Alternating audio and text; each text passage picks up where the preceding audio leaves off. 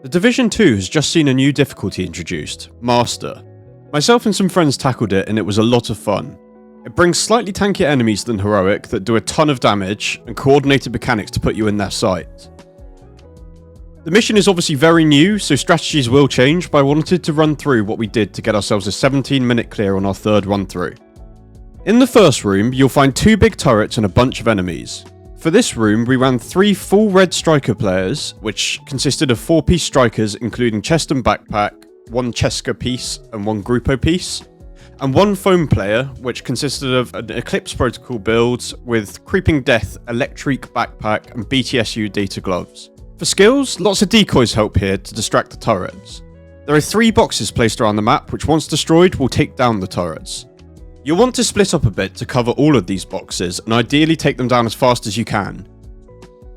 Once the boxes are done and the turrets are down, you just need to secure the area, but there are lots of spawns and the enemies do a lot of damage, so playing this quite aggressively seems to be the best approach. The enemies will spawn from manholes mostly, with a couple of extra spawn points around the map. We found that playing 1 player front right, 1 player front left and 1 backside was the most efficient way to dispatch, and we just mowed them down with ACS shots with support from foam.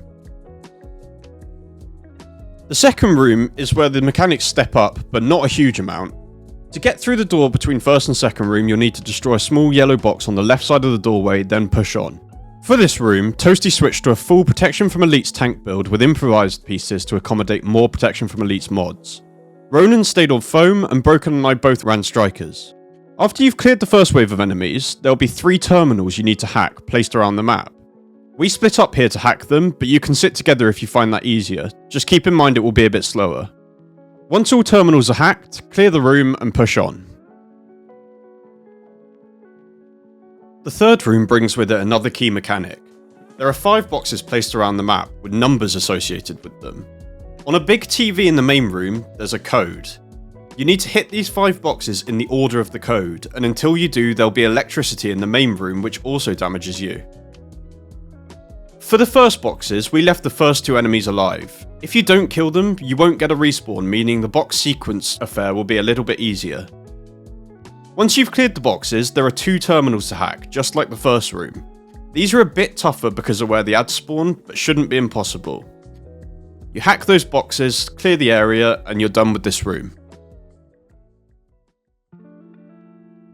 In the fourth room, you'll see a terminal to hack right off the bat. This terminal, upon reaching around 30%, will crash out due to a power surge. To remedy this, you'll need to find 2 side doors, open them, and then shoot a yellow box out within them. The first 2 boxes are located in the left side of the hacking room and the front right side of the big circular room at the end. Once those boxes have been hacked, the hacking terminal will move to the bridge between the first room and the circular room. We had our foam player push this one so DPS was safe at the back and Protection from Elites build could prepare for the front boxes. When the second terminal reaches a certain percentage, you'll again experience a power surge. The remedy is the same as the first, with yellow boxes to shoot, but the locations are now back right side, the one I shoot, and front left on the ground floor of the big circular room and final hacking station. Once you've cleared the yellow boxes, you'll need to hack 1 more terminal in the final room. There are lots of close enemy spawns, so this can be tough, but your foam player can make that easier. After you've finished hacking, just secure the area and you can push on.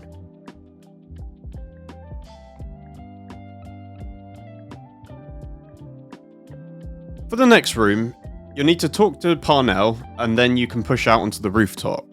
There are no real mechanics to this, you just kill lots of enemies and then kill a slightly tanky boss. We ran 3 strikers DPS here and a foam, and we split up across the map to speed up the clearing. Literally just shoot everything and don't die.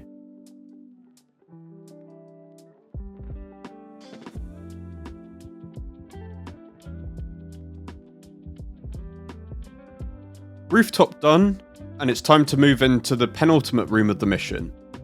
This room has a mechanic very similar to the third room, with a sequence of numbered valves to hit. Toasty switched back to Protection from Elites here to tank some damage and stay at the entrance to the room, and we kept our foam player and DPS the same. When you run in, there's a screen on the left-hand side of the room which will tell you a 3-digit code. You need to hit the water valves, which are scattered across the map in the corresponding order. It's worth noting that these codes do change, and if you hit them in the wrong order, they seem to reset. You can fail the objective here, so be careful that you hit them in the right order. Once you've done the first 3 valves, the water level will drop and you'll be able to push to the back side of the room, uncovering 3 more valves in the process. In the far back room, there's another code, this time 6 digits, and the water level is slowly rising. You need to hit the full sequence in order before the water level gets too high, or you'll wipe. This is where the PFE player comes in handy. Ads will spawn at the entrance to the room, so the PFE player can stay there and tank, turning the valves on that side in the process. DPS manage the valves at the back of the room, so they're relatively safe. Once all valves are turned, you just need to clear the area and then you can push on. So now you're on to the final boss. For this, we switch back to 3 DPS to give ourselves a bit more coverage.